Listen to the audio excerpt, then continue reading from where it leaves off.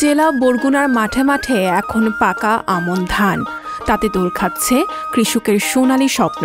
সেই স্বপ্ন ঘরে তুলতে ধান কাটায় ব্যস্ত সময় পার করছেন কৃষকেরা।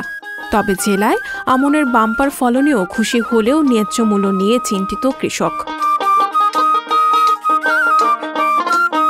সরেজমিনে দেখা গেছে কৃষকরা ধান কাটছেন, কেউ আবার ধান মাড়াই করছেন, সেই ধান রোদে শুকাতে ব্যস্ত সময়ে পার করছেন কিষানি। কোথাও আবার ধান কেনার জন্য হাজির পাইকার কিংবা ব্যবসায়ীরা।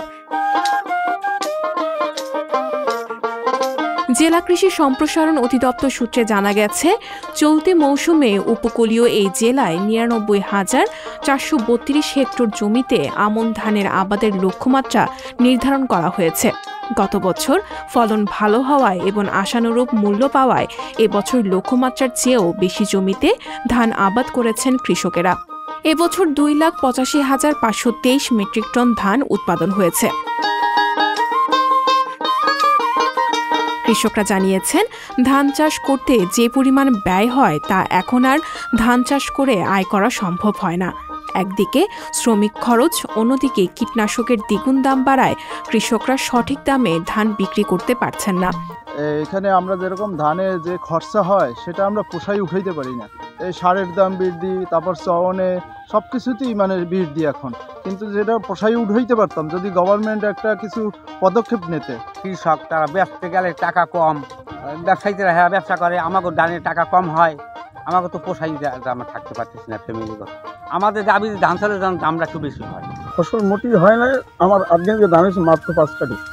হ্যাঁ, আমরা এই ধানের দাম পাই না। আমার নতুন সরকার আছে, আমরা চাই যে যাতে আমরা এই ধানের দাম বৃদ্ধি করে আমরা যেন বাঁচতে পারি। ধানের অবস্থা মোটামুটি ভালো। এবছর একটু পোকামাকড়ে একটু নষ্ট করছে, কিন্তু তারপরেও ফসল মাঝে মাঝে ভালো হয়েছে, মাঝে মাঝে একটু খারাপ। এবছর ধানের খন্ড খুবই ভালো।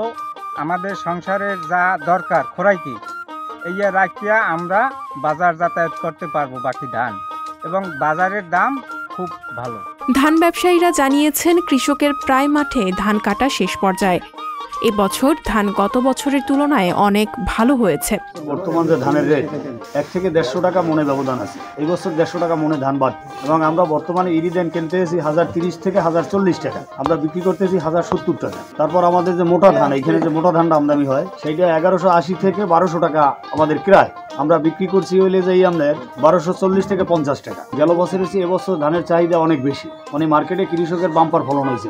সরকার এবছর ধানের যে রেট দিয়েছে আর আমরা যে ধানটা বর্তমানে ক্রয় করতেছি সরকারি গুদামে, এই ধান আমরা দিতে গেলে আমাদের লস হয়। ওই ধানটার বর্তমান যে বাজার মূল্য সেটা হলে এখন বর্তমানে আমরা 1200 টাকায় কিনতেছি।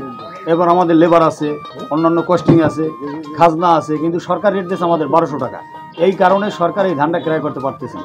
কৃষি সম্প্রসারণ অধিদপ্তর বরগুনা খামারবাড়ি অতিরিক্ত উপপরিচালক কৃষিবিদ CM রেজাউল করিম জানিয়েছেন, চলতি বছরের ধানের উৎপাদন ভালো হয়েছে।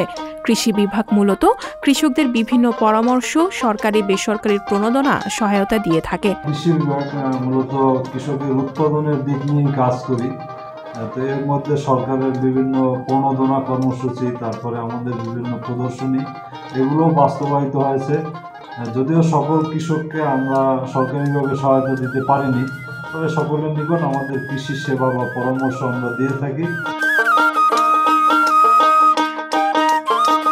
সঞ্জিতা শম্পা, সংবাদ প্রকাশ।